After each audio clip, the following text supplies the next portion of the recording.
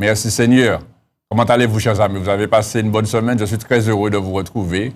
Et c'est avec joie que je viens ici afin d'annoncer la parole de Dieu. Je sais qu'il y a beaucoup de ceux qui sont là, qui attendent la parole de Dieu. Et je vous remercie pour tous vos encouragements, pour tous ceux qui m'appellent pour m'encourager, tous ceux qui m'appellent et qui prient pour moi. Eh bien, que le Seigneur vous bénisse. Et puis, sachez aussi que cette émission est faite pour vous, pour que non seulement vous soyez bien, mais que vous puissiez aussi connaître le Seigneur et vous approcher de Dieu de plus en plus, le connaître davantage et aussi, surtout, avoir la vie éternelle. Car la volonté de Dieu, c'est que qu'aucun ne périsse, qu'aucun homme ne périsse, mais que tous parviennent à la connaissance de la vérité, parviennent au salut. Dieu a tant aimé le monde, dans l'évangile de Jean chapitre 3, verset 16, qu'il a donné son Fils unique, afin que quiconque croit en lui ne périsse point, mais qu'il ait la vie éternelle. Alors, comment vas-tu, madame? Comment vas-tu, monsieur? Comment vas-tu, jeune homme, jeune fille? Toi qui m'écoutes, toi qui suis cette émission, comment ça va? Eh bien, si ça va bien, bien, gloire à Dieu. Si ça ne va pas trop, bien, gloire à Dieu. Si ça ne va pas du tout, bien, gloire à Dieu. Car quel que soit ce qui se passe dans ta vie, eh bien, il faut savoir que Dieu peut et veut aussi se glorifier et manifester sa gloire. Donc, chers amis, nous allons présenter ce moment au Seigneur. Je vais prier le Seigneur. Je vous prie d'être en communion avec moi. Merci, Seigneur. Père qui est aux cieux, au nom de Jésus-Christ, ton Fils, et par la puissance du Saint-Esprit, je viens à toi en cet instant. Tout d'abord, je m'humilie à tes pieds, car je reconnais que je suis un pécheur. Au nom de Jésus-Christ, je te demande pardon pour tous mes péchés, Père. Tout ce que j'ai fait, j'ai dit, j'ai pensé jusqu'à cet instant qui ne t'a pas glorifié. Père, je te rends grâce pour cette émission, puissance de Dieu. Je te la remets entièrement entre tes mains. Glorifie-toi à tous égards, afin que ton nom seul soit béni, Seigneur mon Dieu, que ta parole soit annoncée selon la vérité, et que réellement, Seigneur mon Dieu, tous ceux et celles qui suivent cette émission reçoivent de toi, et puissent réellement, par le biais de ta parole, par ta parole, Seigneur mon Dieu, qui est puissante et pénétrante, puissent s'approcher de toi et faire ta volonté, accomplir ta parole dans leur vie, afin de voir ta gloire. Je te remercie aussi, Seigneur, pour tous ceux et celles qui sont là, qui suivent cette émission. Accorde-leur, Seigneur, de trouver consolation, réconfort, guérison, délivrance, affranchissement, car ta parole est la vérité et tu as agi jusqu'à présent, tu n'as pas changé. Que ton nom seul soit béni, Père. Au nom de Jésus-Christ, je t'ai prié. Amen. Merci, Seigneur. Que le nom du Seigneur soit béni, chers amis. Nous allons passer tout de suite à ce moment de prédication. Je sais que vous aimez cette émission. Eh bien, chers amis,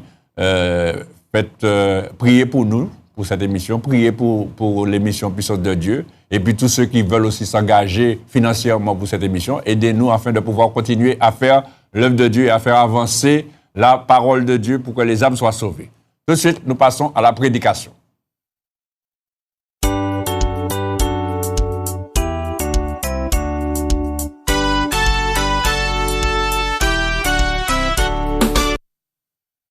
Gloire à Dieu. Merci Seigneur.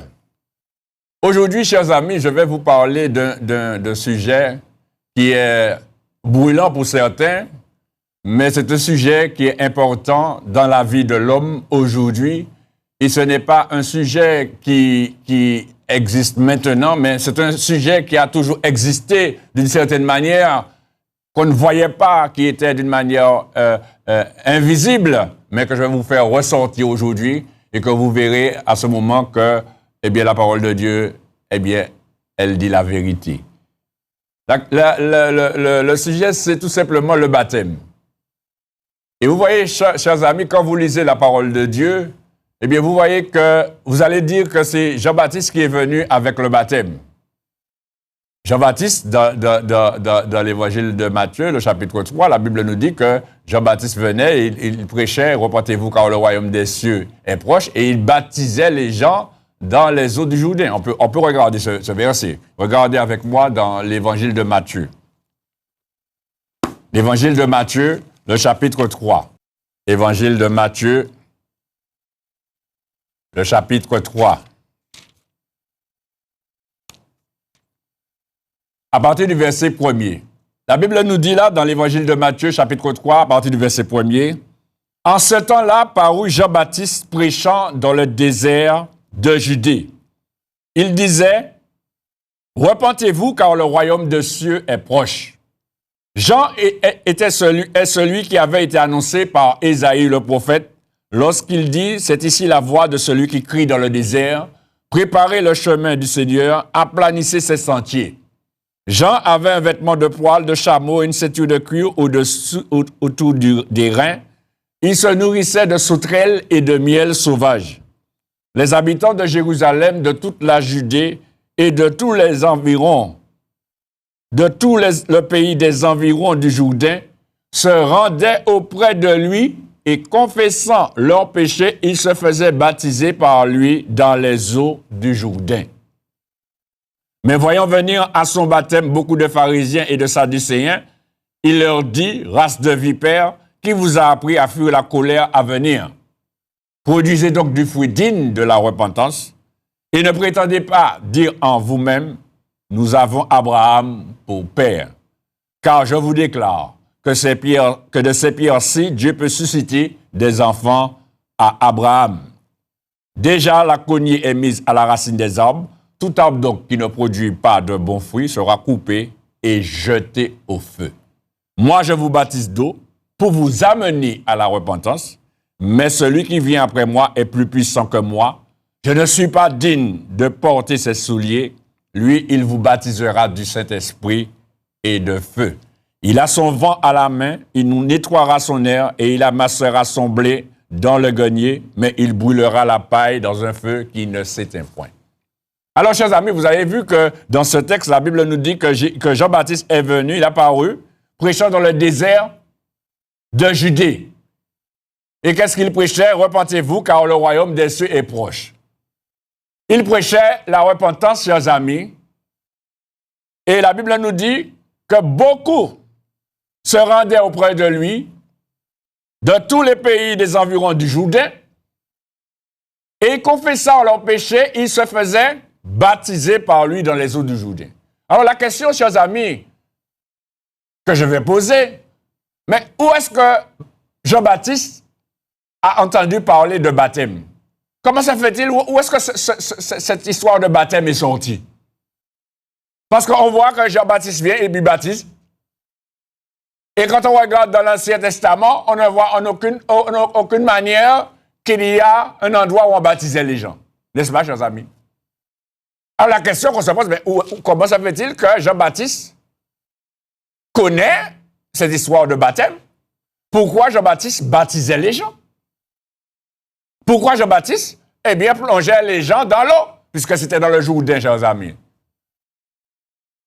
Les gens venaient, et puis pour se repentir, ils se faisaient baptiser, parce que Jean pratiquait le baptême de repentance.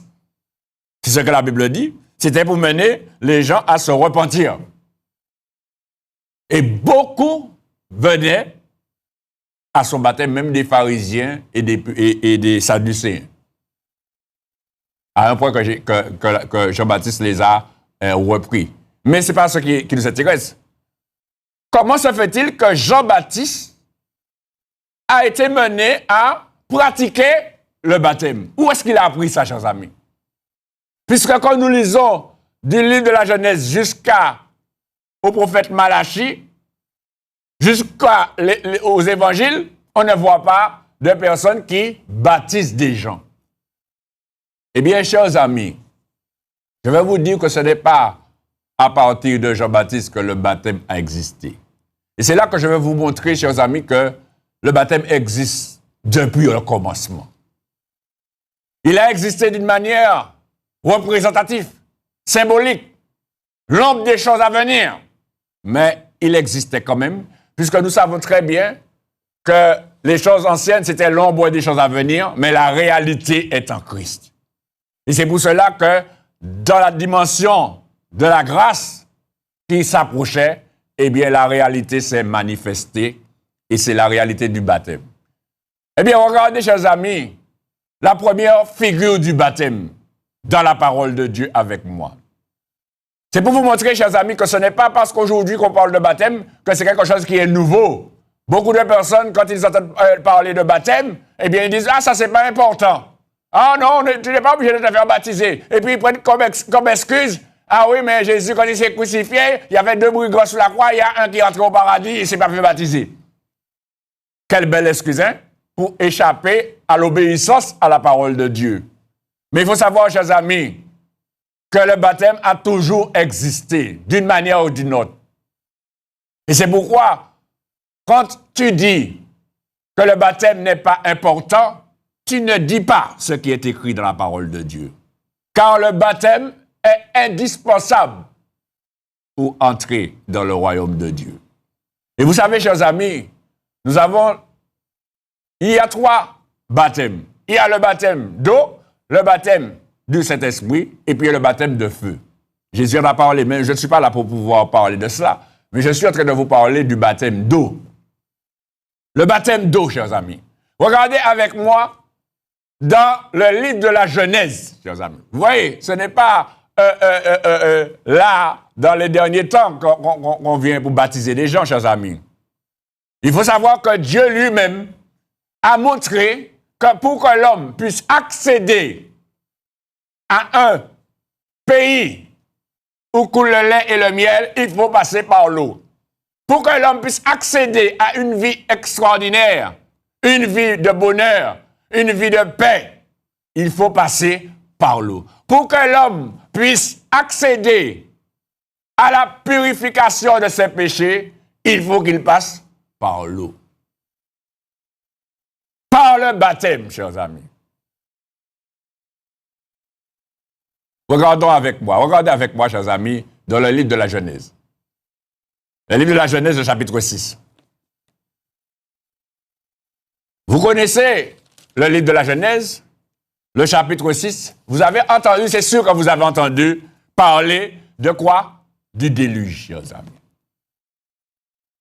Et aujourd'hui, on croit que ce sont des choses qui sont passées. Mes chers amis, il n'y a rien de nouveau sous le soleil. Tout ce qui est a déjà été. Regardez, chers amis, c'est ce que le sage l'Ecclésiaste il dit. Regardez dans le livre de la Genèse, le chapitre 6, et à partir du verset 8, pardon. La Bible nous dit, mais Noé trouva grâce aux yeux de l'Éternel. C'est-à-dire qu'avant, dans ce passage-là, au début de ce passage, la Bible nous dit que quand les hommes ont commencé à se multiplier, eh bien, leurs pensées se tournaient uniquement vers le mal. Donc, ils allaient faire du mal. Et Dieu s'est repenti, il a dit que son esprit ne va pas rester dans l'homme. Dieu a enlevé son esprit dans l'homme. Et à ce moment, Dieu a décidé d'exterminer l'homme. Regardez au verset 6, l'Éternel se repentit d'avoir fait l'homme sur la terre, et il fut affligé en son cœur. Et l'Éternel dit, j'exterminerai de la face de la terre l'homme que j'ai créé, depuis l'homme jusqu'au bétail, aux reptiles et aux oiseaux du ciel, car je me repens de les avoir faits. Mais Noé trouva grâce aux yeux de l'Éternel. Voici la postérité de Noé. Noé était un homme juste et intègre dans son temps. Noé marchait avec Dieu. Noé engendra 3 fils, Sem, Cham et Japheth. Et qu'est-ce qu'il dit au verset 11? La terre était corrompue devant Dieu. La terre était pleine de violence. Dieu regarda la terre et voici elle était corrompue, car toute chair avait corrompu sa voie sur la terre. Alors Dieu dit à Noé, la fin de toute chair est arrêtée devant moi, car ils ont rempli la terre de violence. Et voici, ils ont rempli la terre de violence. Voici, je vais les détruire avec la terre. Fais-toi une arche de bois de gopher. Tu disposeras cette arche en cellules et tu l'enduiras de poids en dedans et en dehors. On ne va pas continuer. Mais vous voyez, chers amis, aujourd'hui, on voit qu'il y a de la corruption. On s'étonne comme si c'était quelque chose de nouveau. Aujourd'hui, on voit qu'il y a de la violence, que la violence, eh bien, de plus en plus s'amplifie. On croit que c'est quelque chose qui est nouveau. Mes chers amis, cela doit vous interpeller. Cela doit vous interpeller. Car si la violence s'accroît, ça veut dire que le jugement est proche. Ah, chers amis. Ça veut dire qu'il y a quelque chose qui va se passer. Parce que quand Dieu regarde la terre, et ce n'est pas la première fois, il l'a regardé depuis le temps de Noé. Et il a vu que la voix de l'homme était corrompue sur la terre. Et que la terre était pleine de violence. Et tu t'étonnes parce qu'il y a de la violence? Il ne faut pas t'étonner. Parce qu'il faut que ces choses arrivent. Pour que la gloire de Dieu se manifeste. Pour que chacun se reconnaisse dans sa position. Mais, chers amis, la violence emmène au châtiment, au jugement. Et c'est pour cela que quand Dieu a vu la corruption qui se passait, qui se manifestait sous la terre, eh bien, Dieu a décidé d'exterminer l'homme, chers amis. Quand Dieu a vu la grandeur de la violence qui était sous la terre, eh bien, Dieu a décidé d'exterminer. C'est pour cela que je te dis à toi qui me regarde. Considère que toute cette violence que tu vois là, sache qu'il y a quelque chose qui va se passer. Il y a un jugement qui vient derrière. Et ce jugement-là, ce ne sera pas l'eau. Parce que Dieu a dit qu'il ne détruira plus la terre par l'eau. Mais il y a une chose, c'est que Dieu a dit par son serviteur, l'apôtre Pierre, la terre et le ciel d'à présent est réservé pour le feu. Vous connaissez cette parole-là? Je vais vous montrer. Regardez avec moi dans l'épître de Pierre. Regardez avec moi dans l'épître de Pierre. Tout est écrit dans la parole de Dieu, chers amis. Vous croyez que les choses qui se passent, c'est des choses nouvelles? Il n'y a rien de nouveau, chers amis. Toutes ces choses qui arrivent, c'est déjà écrit qu'elles arriveront. On ne peut pas empêcher qu'elles arrivent, parce qu'il faut qu'elles arrivent. L'essentiel pour nous, et pour toi, monsieur qui m'écoute, madame, mademoiselle, jeune homme, jeune fille, l'essentiel pour chacun, c'est de se mettre en règle avec Dieu, afin de trouver grâce aux yeux de Dieu. Parce que Noé a trouvé grâce aux yeux de Dieu dans cette terre pleine de corruption et de violence. Alors que Dieu avait déjà décidé d'exterminer la terre. Mais, la Bible nous dit, mais Noé trouva grâce aux yeux de Dieu. Puisses-tu trouver grâce aux yeux de Dieu? On va voir ça tout à l'heure. Regardez, chers amis, dans l'épître de Pierre, ce que l'apôtre Pierre dit. Dans la deuxième épître de l'apôtre Pierre,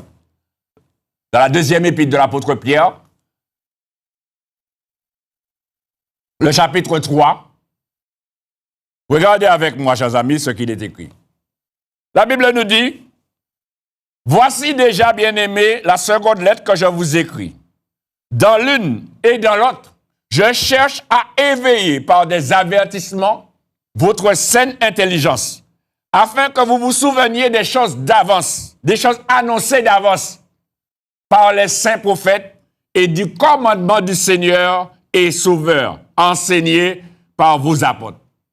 Sachez avant tout que dans les derniers jours, il viendra des moqueurs avec leur raillerie et marchant selon leur propre convoitise. Ils disent, où est la promesse de son avènement? C'est-à-dire, où est la promesse? C'est-à-dire que Jésus revient, depuis temps nous à la terre, nous allons avoir Jésus qui a viré, tout le monde va continuer, nous allons avoir pièce Jésus qui a viré. Et ils se moquent. Mais l'apôtre Paul, vous voyez, ce n'est pas d'aujourd'hui qu'on dit ça. L'apôtre Pierre a parlé. L'apôtre Pierre a parlé. Et tu n'étais pas encore né quand l'apôtre Pierre a parlé. Et il dit, ils disent, où est la promesse de son avènement? Car depuis que les pères sont morts, tout demeure comme dès le commencement de la création. Écoutez ce que l'apôtre Pierre dit. Ils veulent ignorer en effet que des cieux existèrent autrefois par la parole de Dieu, ainsi qu'une terre tirée de l'eau et formée au moyen de l'eau, et que par ces choses, le monde d'alors périt submergé par l'eau. Verset 7, qu'est-ce qu'il dit? Mais, par la même parole, les cieux et la terre d'à présent sont gardés et réservés pour le feu, pour le jour du jugement et de la ruine des hommes impies. Ce n'est pas moi qui le dis, c'est écrit, chers amis. Les cieux et la terre d'à présent sont réservés, sont gardés et réservés pour le feu, pour le jour du jugement et de la ruine des hommes impies. Mais il est une chose, bien-aimée, que vous ne devez pas ignorer, c'est que devant le Seigneur, un jour est comme 1000 ans, et 1000 ans sont comme un jour. Le Seigneur ne tarde pas dans l'accomplissement de la promesse, comme quelques-uns le croient. Mais le Seigneur use de patience envers vous, ne voulant pas qu'aucun périsse, mais voulant que tous arrivent à la repentance. Le Seigneur use de patience envers toi, monsieur. Le Seigneur use de patience envers toi, madame. Le Seigneur use de patience envers toi, jeune homme, jeune fille. Ne voulant pas que tu périsses, mais voulant que tu parviennes à la repentance. Et c'est pour cela que je vous ai dit, chers amis, que quand Dieu a vu la situation sur la terre, eh bien, Dieu a décidé d'exterminer l'homme par le déluge. Mais il a fallu qu'un homme soit sauvé. Et c'est Noé qui a trouvé grâce et qui fut sauvé comme à travers l'eau. Et c'est là la figure du baptême. Ce n'est pas moi qui le dis. C'est écrit, chers amis. Regardez avec moi dans la première épître de Pierre, le chapitre 3. Regardez avec moi, chers amis. La première épître de Pierre, de l'apôtre Pierre, le chapitre 3, la Bible nous dit, à partir du verset 18, il est écrit, « Christ aussi a souffert une fois pour les péchés, lui juste pour des injustes, afin de nous amener à Dieu.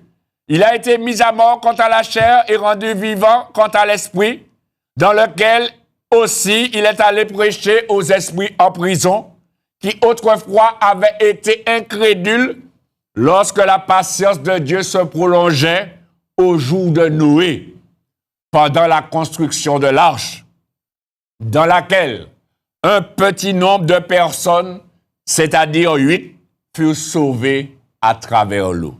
Et écoutez ce que l'apôtre Pierre dit. Cette eau était une figure du baptême, qui n'est pas la purification des souillures du corps, mais l'engagement d'une bonne conscience envers Dieu et qui maintenant vous sauve. Vous aussi, par la résurrection de Jésus-Christ. Il est à la droite de Dieu depuis qu'il est allé au ciel et que les anges et les autorités et les puissances lui ont été soumis. Vous voyez, chers amis, voilà la première représentation, la première figure du baptême depuis le déluge. Depuis le livre de la Genèse, le baptême existe. Pour entrer dans un nouveau monde, il faut passer par l'eau. Et c'est ce qui s'est passé avec Noé. Noé a été, d'une certaine manière, baptisé parce qu'il est passé par l'eau pour entrer dans un monde nouveau. Parce que Dieu a exterminé par le déluge tous les hommes. Il ne restait que 8. Noé et sa famille. Et l'apôtre Pierre le confirme là. Mais il n'y a pas que Noé, chers amis. Regardons un autre passage, chers amis. Et cette fois-ci, vous allez voir que ce n'est pas Noé seulement. Regardez dans le livre de l'Exode. Dans le livre de l'Exode, vous connaissez très bien, chers amis, l'histoire de Moïse et du peuple d'Israël qui était esclave en Égypte. Et que Dieu voulait délivrer son peuple afin de leur conduire dans un pays promis, dans le pays où coule le lait et le miel. Mais pour entrer dans ce pays où coule le lait et le miel, il fallait encore, chers amis, passer par l'eau. Voilà encore une figure du baptême. Vous connaissez cette histoire puisque vous voyez cette histoire d'une certaine manière, même s'il n'y a pas toute la vérité dedans, au cinéma. Et vous voyez, chers amis, que pour pouvoir entrer dans le pays promis, dans le pays où coule le lait et le miel, dans le pays de la gloire de Dieu, eh bien, il fallait passer par l'eau. Et ils sont passés par la mer Rouge, chers amis. Ils ont passé par la mer Rouge. Regardez dans le livre de l'Exode, chapitre 14. La Bible nous dit, l'Éternel parla à Moïse, chapitre 14, verset 1er. Le livre de l'Exode, chapitre 14, verset 1er. Il est beau d'avoir la parole de Dieu, chers amis, pour suivre cette émission. Ne restez pas simplement à m'écouter, mais prenez votre Bible, lisez avec moi. La Bible dit là, l'Éternel parle à Moïse et dit, parle aux enfants d'Israël qui se détournent et qui campent devant Pi-Hahiroth, entre Migdol et la mer, vis-à-vis de Baal-Séphon. C'est en face de ce lieu que vous camperez près de la mer. Pharaon dira des enfants d'Israël, ils sont égarés dans le pays, le désert les enferme. J'endurcirai le cœur de Pharaon et il les poursuivra. Il les poursuivra. Mais Pharaon et toute son armée serviront à faire éclater ma gloire et les Égyptiens sauront que je suis l'Éternel. Et les enfants d'Israël firent ainsi. Et c'est là, chers amis, ils se sont retrouvés devant la mer Rouge. Et je ne vais pas lire toute l'histoire, mais regardez, chers amis, on va lire à partir du verset. On va lire à partir du verset 19. Voilà, à partir du verset 19. L'ange de Dieu qui allait devant le camp d'Israël partit et alla derrière eux, et la colonne de nuée qui les précédait partit et se tint derrière eux. Elle se plaça entre le camp des Égyptiens et le camp d'Israël. Cette nuée était ténébreuse d'un côté, et de l'autre, elle éclairait la nuit. Et les deux camps n'approchèrent point l'un de l'autre pendant toute la nuit. Moïse étendit la main sur la mer, et l'Éternel refoula la mer par un vent d'Orient qui souffla avec impétuosité toute la nuit. Il mit la mer à sec, et les eaux se fendirent. Les enfants d'Israël entrèrent au milieu de la mer à sec, et les eaux formaient une muraille à leur droite et à leur gauche. Vous voyez, chers amis, il fallait passer par l'eau pour entrer dans le pays promis. Voilà la figure du baptême. Il fallait passer par l'eau pour entrer. Et aujourd'hui, tu me regardes, tu ne veux pas passer par l'eau. Tu ne veux pas être baptisé. Tu ne veux pas te faire baptiser.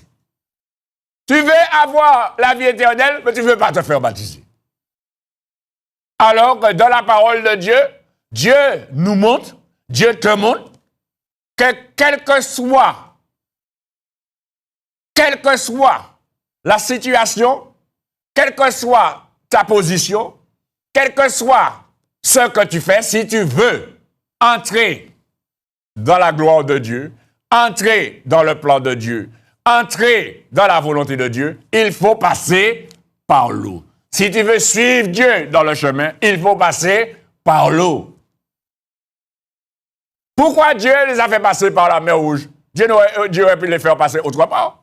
Non, ce sont des images, des figures pour nous montrer. C'était des choses qui étaient là, qui étaient l'ombre des choses à venir. Pour que nous puissions entrer dans la réalité. Et vous voyez, c'est la mer, hein? Ils sont passés par la mer pour entrer dans le pays promis. Ce n'est pas moi qui le dis. Regardez, même l'apôtre Paul le confirme. Regardez avec moi dans la première épître de Paul aux Corinthiens. Dans la première épître de Paul aux Corinthiens, regardez avec moi, chers amis. Parce que vous êtes en train de dire, ah ouais, mais ils sont passés à travers l'eau. Hein. Mais ils sont pas été plongés dans l'eau. Mais c'était une manière de montrer qu'ils étaient plongés dans l'eau, chers amis. Regardez dans la première épître de Paul aux Corinthiens, vous allez voir ce qu'il dit. Et à ce moment, vous allez fermer votre bouche et vous allez voir que ce que vous dites ne tient pas. Regardez, chers amis, dans la première épître de Paul aux Corinthiens, le chapitre 10. La première épître de Paul aux Corinthiens. Parce que quand on ne veut pas se faire baptiser, on cherche toutes sortes de prétextes pour ne pas obéir à la parole de Dieu.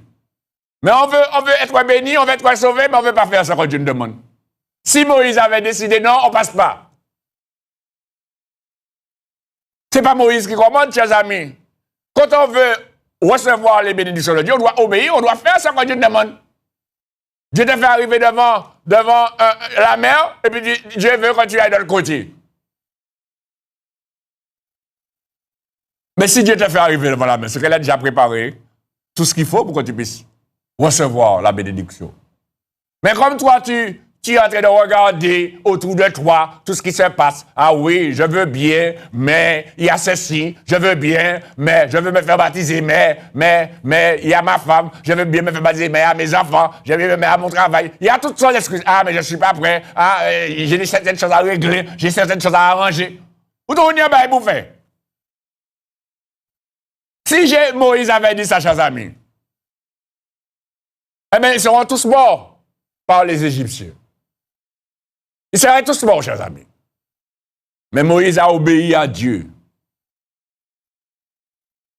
Et il a mené le peuple à obéir à Dieu et à entrer dans le plan de Dieu. Et c'est ça que je suis en train de faire, chers amis. Vous menez à entrer dans le plan de Dieu. Entrez dans le dessein de Dieu pour vous. Entrez dans le cheminement avec Dieu. Entrez dans le royaume de Dieu. Entrez dans le pays promis. Entrez dans la vie éternelle, chers amis. Regardez, chers amis, ce qui est écrit dans la première épître de Paul aux Corinthiens, chapitre 10. L'apôtre Paul dit là au verset 1er, « Frères, je ne veux pas que vous ignoriez que nos pères ont tous été sous la nuée, qu'ils ont tous passé au travers de la mer, qu'ils ont tous été baptisés en Moïse dans la nuée et dans la mer. » Ce n'est pas moi qui le dis, c'est écrit. Vous voyez, chers amis? Qu'ils ont tous été baptisés en Moïse dans la nuée et dans la mer. Qu'ils ont tous mangé le même aliment spirituel et qu'ils ont tous bu le même breuvage spirituel, car ils buvaient à un rocher spirituel qui les suivait, et ce rocher était Christ. Amen. Vous voyez, chers amis, la figure du baptême? Chaque fois qu'il faut entrer, il faut passer par l'eau. Pour recevoir quelque chose, il faut passer par l'eau. Si tu veux recevoir quelque chose de Dieu, il faut passer par l'eau. Si tu veux être pardonné de tes péchés, il faut passer par l'eau. Si tu veux entrer dans la vie éternelle, il faut passer par l'eau, monsieur, madame. Tant que tu ne feras pas cela, tu ne peux pas entrer. C'est pour cela que Jésus est clair dessus. Dans l'évangile de Jean, chapitre 3, verset 5.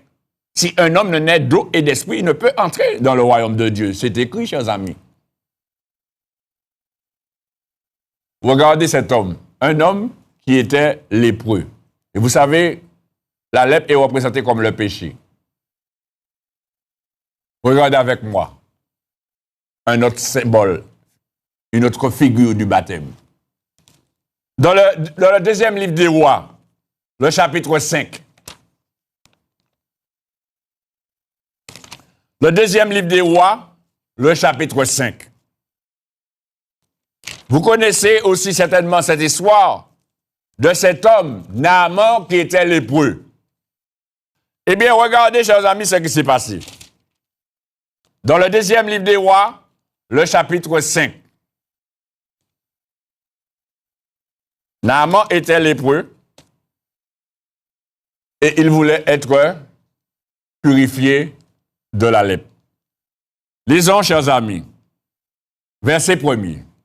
Naaman, chef de l'armée du roi de Syrie, jouissait de la faveur de son maître et d'une grande considération, car c'était par lui que l'Éternel avait délivré les Syriens. Mais cet homme fort et vaillant était lépreux. Or, les Syriens étaient sortis par troupes et ils avaient emmené captive une petite fille du pays d'Israël qui était au service de la femme de Naaman. Et elle dit à sa maîtresse, « Oh, si mon Seigneur était auprès du prophète qui est à Samarie, le prophète le guérirait de sa lèpre. » Naaman alla dire à son maître, « La jeune fille du pays d'Israël a parlé de telle et telle manière. » Et le roi de Syrie dit, « Va, rends-toi à Samarie, et j'enverrai une lettre au roi d'Israël. » Il partit prenant avec lui 10 talents d'argent, 6000 cycles d'or et 10 vêtements de rechange. Il porta au roi d'Israël la lettre où il était dit, « Maintenant, quand cette lettre sera parvenue, tu sauras que je t'envoie Naaman, mon serviteur, afin que tu le guérisses de sa lèpre. » Après avoir lu la lettre, le roi d'Israël déchira ses vêtements et dit, « Si Dieu pour faire mourir ou pour faire vivre, pour qu'il s'adresse à moi, afin que je guérisse un homme de sa lèpre. Sachez donc et comprenez qu'il cherche une occasion de dispute avec moi. Lorsqu'Élisée, homme de Dieu, apprit que le roi d'Israël avait déchiré ses vêtements, il envoya dire au roi, « Pourquoi as-tu déchiré tes vêtements? Laisse-le venir à moi. Laisse-le venir à moi. Et il saura qu'il y a un prophète en Israël. » Naaman vint avec ses chevaux et son char, et il s'arrêta à la porte de la maison d'Élisée. Élisée lui fit dire par un messager, regardez ce que Élisée lui dit, chers amis. Va et lave-toi 7 fois dans le Jourdain. Ta chair redeviendra saine et tu seras pur. Où est-ce que Élisée l'a envoyé? Élisée l'a envoyé se plonger dans le Jourdain. 7 fois, chers amis. Ça ne veut pas dire que quand on va vous baptiser, on va vous plonger 7 fois. Non. Une seule fois suffit.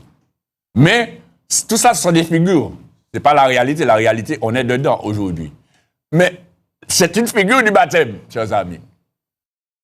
Pour être purifié de sa lèpre, il fallait qu'il passe. Ce n'est pas le baptême qui purifie. Mais pour obtenir la purification, il faut passer par ce chemin-là, chers amis. Par le baptême. Il faut être plongé dans l'eau. Amen. Et c'est cela, chers amis. Et Naaman, quand on lui a dit d'aller se plonger dans le Jourdain, il a commencé à rouspéter en disant, il y a des fleuves qui sont plus préleurs, plus machins, plus jolis que ça, on va voir dans le Jourdain. Et puis son serviteur l'a repris en lui disant, mais si tu avais demandé quelque chose de difficile, tu aurais fait. Et à ce moment, Naaman est allé et il s'est plongé 7 fois. Et il a été guéri de sa lèpre. Il a été purifié de sa lèpre. Et je vous donne, chers amis, dans le Nouveau Testament, ce que je suis en train de dire. Je vous confirme dans le Nouveau Testament ce que je suis en train de dire. Dans le livre des Actes des Apôtres, le chapitre 2, le verset 38. Qu'est-ce que l'apôtre Pierre dit? Regardez, chers amis. Dans le livre des Actes des Apôtres, le chapitre 2 et le verset 38.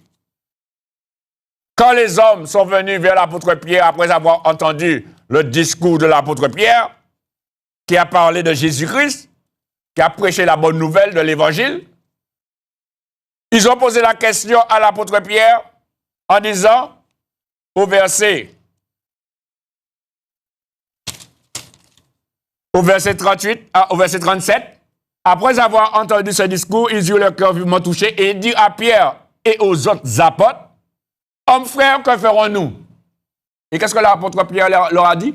L'apôtre Pierre leur dit, repentez-vous et que chacun de vous soit baptisé. Plongez dans l'eau, chers amis. Le baptême, c'est plonger dans l'eau, chers amis. Il faut avoir beaucoup d'eau. Il dit, repentez-vous et que chacun de vous soit baptisé au nom de Jésus-Christ pour le pardon de vos péchés. Si vous voulez obtenir le pardon de vos péchés, monsieur, si tu veux obtenir le pardon de tes péchés, madame, si tu veux obtenir le pardon de tes péchés, toi qui me regardes, qui que tu sois, tu dois passer par ce chemin de la repentance et du baptême d'eau. Repentez-vous et que chacun de vous soit baptisé au nom de Jésus-Christ pour le pardon de vos péchés. Et c'est ça, chers amis, c'est cela qui s'est passé avec Naaman qui était lépreux, comme je vous ai dit, la lèpre c'est la figure du péché. Eh bien, il est allé se plonger et il a obtenu la purification de sa lèpre. Mais ce n'est pas le baptême qui te purifie de tes péchés. C'est l'obéissance à la parole de Dieu qui te demande de te repentir et de te faire baptiser. Et comme Jésus-Christ s'est sacrifié à la croix pour toi, pour tes péchés, eh bien par cela, tu obtiens, par l'obéissance à la parole de Dieu, tu obtiens le pardon de tes péchés. Et nous l'avons lu, cette eau était une figure du baptême qui n'est pas la purification des souillures du corps, mais qui maintenant vous sauve. Le baptême sauve, chers amis. Il y a de ceux qui disent que le baptême ne sauve pas, mais la parole de Dieu dit que le baptême sauve, on vient de le lire. C'est un engagement de bonne conscience. Cette eau était une figure du baptême qui n'est pas la purification des souillures du corps, mais l'engagement d'une bonne conscience envers Dieu et qui maintenant vous sauve, vous aussi, par la résurrection de Jésus-Christ. C'est écrit, chers amis. Et c'est vrai que le baptême sauve, parce que c'est en te faisant baptiser d'eau et d'esprit que tu es sauvé, que tu ôtes. La Bible dit celui qui croira, qui sera baptisé, sera sauvé. Si tu mets cette phrase au présent, ça fait celui qui croit et qui est baptisé est sauvé. Voilà le cheminement. Croire, se repentir, se faire baptiser d'eau et d'esprit, et on est sauvé. Le baptême est important, chers amis. C'est pourquoi aujourd'hui, il faut que tu le fasses, monsieur. Il faut que tu le fasses, madame. Partout, dans la parole de Dieu, il est question d'être plongé dans l'eau. Il faut avoir de l'eau, chers amis, pour se faire baptiser. Vous n'avez pas besoin d'avoir spécialement une eau de rivière, ou spécialement une eau de mer, ou une eau de piscine. Chers amis, dépissez de l'eau. Vous voyez? Il y a de ceux qui disent c'est pas la mer n'est pas bonne pour être baptisé. Celle-là dit c'est pas la piscine n'est pas bonne. Celle-là dit c'est pas la rivière, il faut pas se faire baptiser. Si tu es fait baptiser à la rivière, ton baptême n'est pas bon. Si tu es fait baptiser à la mer, ton baptême n'est pas bon. Si tu es fait baptiser à la piscine, ton baptême... Mes amis, dans la parole de Dieu, vous avez vu, ils sont passés par la mer, ils sont passés par la rivière, ils sont passés par l'eau. Du moment qu'il y a de l'eau, chers amis, regardez avec moi, chers amis, dans l'évangile dans l'évangile de Jean. Évangile de Jean, le chapitre 3. Évangile de Jean, chapitre 3, et le verset... Nous allons lire au verset 22. Évangile de Jean, chapitre 3, verset 22. La Bible nous dit dans l'évangile de Jean, chapitre 3, verset 22, « Après cela, Jésus, accompagné de ses disciples, se rendit dans la terre de Judée, et là, il demeurait avec eux, et il baptisait. Jean aussi baptisait à Hénon, près de Salim, parce qu'il y avait là beaucoup d'eau. » Vous voyez, chers amis, c'est écrit, hein? Il y avait là beaucoup d'eau, et on y venait pour être baptisé. Il faut beaucoup d'eau pour être baptisé. Parce que, pourquoi il faut beaucoup d'eau? Parce qu'il faut être plongé, comme Jésus l'a dit. Allez, faites de toutes les nations des disciples. Dans l'évangile de Matthieu, chapitre 28, verset 19. Allez, faites de toutes les nations des disciples, les baptisant au nom du Père, du Fils et du Saint-Esprit. Il faut être plongé dans l'eau au nom du Père, du Fils et du Saint-Esprit. C'est ce que Jésus a dit. Mais si tu n'as pas été plongé au nom du Père, du Fils et du Saint-Esprit, eh bien, tu n'es pas encore baptisé. Hein? Même si on t'a donné une information que tu as été baptisé, ça ne tient pas. Ce n'est pas quelqu'un qui te baptise. Hein? C'est toi qui décides de te faire baptiser. Ce n'est pas quelqu'un qui décide pour toi de te baptiser. Parce que si je pouvais décider de vous baptiser, vous êtes baptisé tout. Ah ouais? C'est ça, mes amis. Si je pouvais décider, si je pouvais décider pour toi, monsieur qui me regarde là, madame, longtemps, je vais venir et je baptiser là même, je vais décider. Mais comme ce n'est pas moi, je ne peux pas forcer, je ne peux pas obliger, je ne peux pas décider. Bah, c'est vous qui pouvez décider. Et moi-même, je vais mettre en œuvre ça, mon Dieu m'a dit, il dit, allez faire de toute nation de disciples les baptisants. Donc, ou quand dit, mes frères, monsieur, pasteur, je veux me repentir, me faire baptiser pour entrer dans le royaume de Dieu. Est-ce que tu veux me baptiser? Eh bien, à ce moment, je te baptise. Non pas moi, mais le serviteur de Dieu que je suis, qui a reçu cette mission de le faire. Vous comprenez? Parce que vous ne pouvez pas aller vers n'importe qui pour lui dire de vous baptiser si la personne n'a pas reçu d'appel de Dieu pour baptiser les gens. Vous comprenez? Jean-Baptiste a reçu l'appel, il a été précédé Jésus, Jésus a reçu l'autorité, Jésus baptisait, les disciples ont reçu l'autorité, ils baptisaient les gens. C'est pourquoi, monsieur, c'est maintenant que vous avez la possibilité de prendre la décision. Si vous comprenez que vous devez, si tu comprends que tu dois faire ce pas, pour entrer dans le royaume de Dieu, il faut passer par l'eau, eh bien, il faut le faire. Jean-Baptiste a mené les gens au baptême, parce que c'est une dimension qui existait, et il a réalisé la dimension, mais il a dit, le baptême que je fais, c'est un baptême de repentance. Mais Jésus-Christ est venu avec le vrai baptême, le baptême qui sauve. Le baptême qui nous donne d'obtenir le pardon de nos péchés. Le baptême qui nous donne d'obtenir la vie éternelle. Le baptême qui nous donne d'entrer dans le royaume de Dieu. Voilà, chers amis. Et si vous regardez dans la parole de Dieu, quand la parole de Dieu est annoncée, quand Jésus a parlé, eh bien, et que vous refusez d'obéir, eh bien, regardez ce qui est écrit dans l'évangile de Luc, le chapitre 7. Dans l'évangile de Luc, le chapitre 7.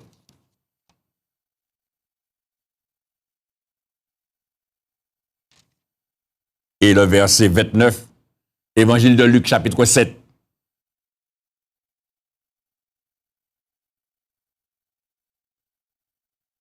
On va lire au verset 29, depuis le verset 28 pour comprendre.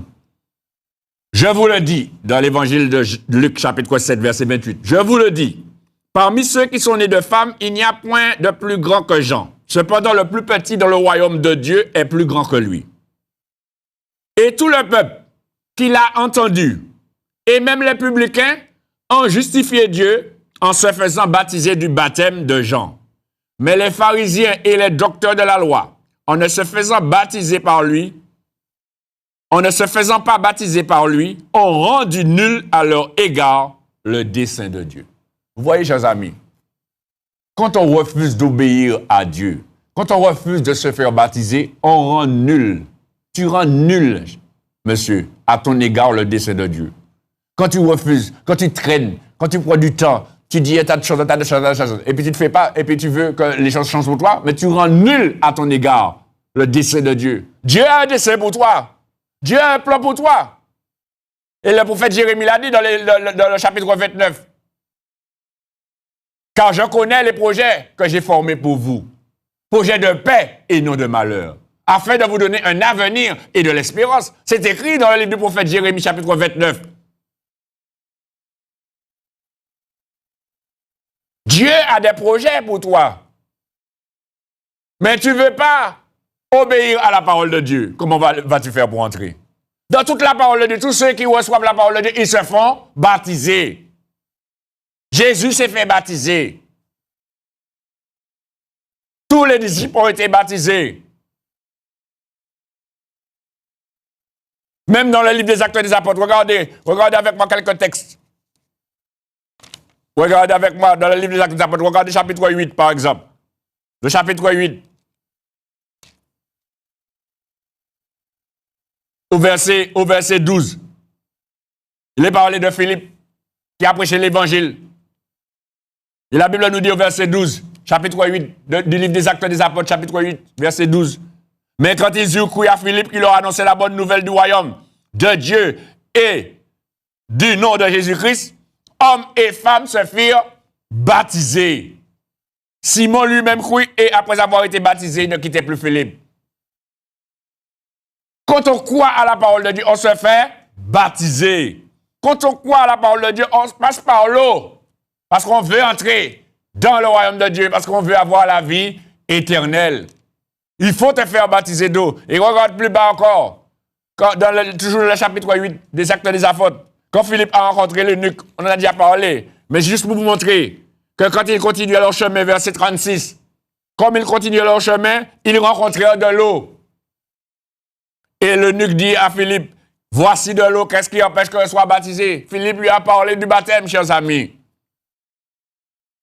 Et Philippe lui a dit, si tu crois de tout ton cœur, cela est possible. Et c'est ce qu'il a dit, monsieur, aujourd'hui. Si tu crois de tout ton cœur, cela est possible. Tu peux te faire baptiser là tout de suite.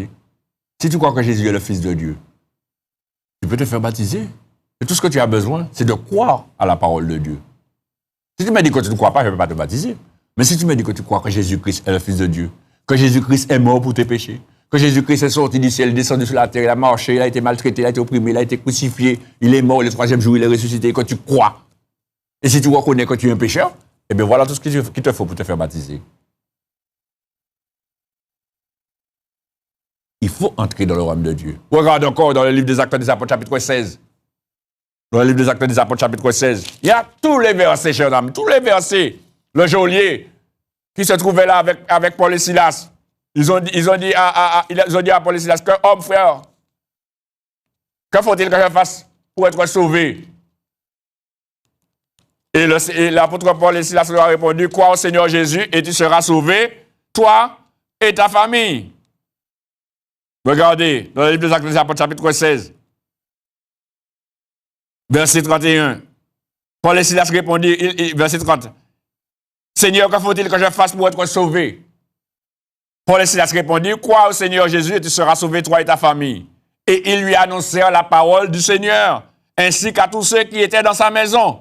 Il les prit avec lui, et à cette heure même de la nuit, il lava leur plein, et aussitôt, il fut baptisé, lui et tous les siens, chers amis. À quelle heure? À minuit. Il n'y a pas d'heure pour se faire baptiser, chers amis. Vous pouvez baptiser le matin, le midi, le soir, la nuit, n'importe qui est rentré dans le royaume de Dieu. C'est pas parce qu'on vous baptisez quoi à minuit, que minuit c'est le diable, minuit c'est le diable. Mes amis, mais non, sortez dans cette dimension-là. Le diable n'a pas d'heure. Même si c'est le soir qu'il agit, puisque c'est le prince des ténèbres, mais il n'a aucune heure. C'est Dieu qui détient toutes les heures. C'est Dieu qui gère le temps. Parce que vous n'êtes pas là pour moi non plus. Vous comprenez? Alors il n'y a pas d'heure pour vivre. Tu peux vivre à n'importe quel moment. Tu peux entrer dans la vie éternelle à n'importe quelle heure. C'est pourquoi aujourd'hui, monsieur, après avoir entendu toutes ces choses, madame, mademoiselle, jeune homme, vous tous qui êtes là, si tu n'es pas baptisé, tu es dans une mauvaise position. Tu dois aujourd'hui faire ce qu'il faut. Parce que dans toute la parole de Dieu, il t'a montré, le Seigneur t'a montré que pour entrer dans la vie éternelle, pour entrer dans le royaume de Dieu, il faut te repentir et te faire baptiser. Que Dieu vous bénisse. Amen.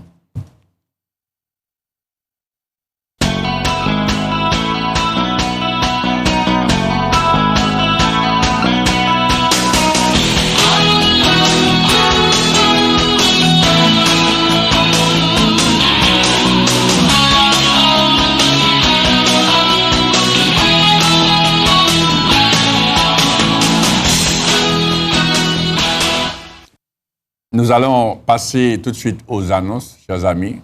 Que Dieu vous bénisse. Tout de suite, les annonces.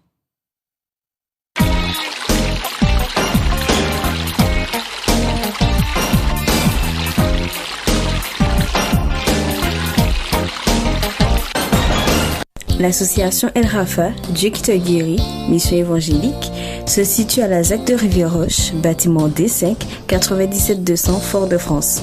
Les réunions se tiennent le mardi 18h30, le jeudi 18h30 et le dimanche 10h. Pour tout renseignement, appelez au 06 96 09 10 40. Vous pouvez nous contacter par email associationelrafa@gmail.com ou nous suivre sur les réseaux sociaux Instagram @associationelrafa ou sur notre chaîne YouTube Association El Rafa. Nous serons très heureux de vous accueillir au nom de Jésus-Christ. À bientôt. Retrouvez votre émission Puissance de Dieu tous les vendredis de 17h à 18h avec l'évangéliste Raphaël Loveski sur KMT Télévision. Soyez donc tous présents à ce rendez-vous afin de recevoir la bénédiction de Dieu. Puissance de Dieu, Dieu agit jusqu'à présent. Épître de l'apôtre Paul aux Romains, chapitre 1er, verset 16. Pour tout renseignement, téléphonez au 0596 03 71 04 ou au 0696 09 10 40. Puissance de Dieu, l'évangile qui est prêché. L'association El Rafa vous présente Télévie, un de ses volets pour que l'évangile soit prêché à la télévision. Vous approuvez cela? Alors aidez-nous. Engagez-vous financièrement en faisant un don chaque mois. Faites-nous parvenir vos dons, soit par chèque à l'ordre d'El Rafa à l'adresse suivante, Association El Rafa, ZAC de Rivière-Roche, bâtiment D5, 97 200 Fort-de-France, ou sur place à la même adresse. Et n'oubliez pas de préciser en écrivant sur votre enveloppe Télévie. Nous vous remercions d'avance et que Dieu vous bénisse pour votre amour pour l'œuvre de Dieu. Pour tout renseignement, téléphonez au 06 96 09 10 40. Télévie, l'évangile à la télé. Tu as besoin de prières, tu as besoin de conseils, Tu es dans la détresse, tu es malade, tu veux entendre l'évangile, tu veux te repentir et te faire baptiser. Quel que soit ton problème, ne perds point courage. L'association El Rafa te présente Ligne de vie, une permanence téléphonique à ton écoute, répondant au 0596 03 71 04. Ligne de vie, l'évangile en ligne. Ligne de vie, la vie au bout du fil. Adieu, chers amis. Eh bien, vous savez ce qu'il vous faut faire. Si, après la parole de Dieu, eh bien, nous sommes à votre disposition pour accomplir l'œuvre de Dieu dans votre vie. Donc, n'hésitez pas. Obéissez à la parole de Dieu afin que Dieu se glorifie dans votre vie. Si vous voulez vous repentir et vous faire baptiser, vous pouvez soit venir sur place à la ZAC de Rivière-Roche, et puis à ce moment, nous ferons le nécessaire. Vous entrez en contact avec nous et nous prenons toutes les dispositions pour cela. Alors n'hésitez pas pour cela et donnez votre vie au Seigneur pendant qu'il est encore temps. Que Dieu vous bénisse et à bientôt, chers amis. Au revoir.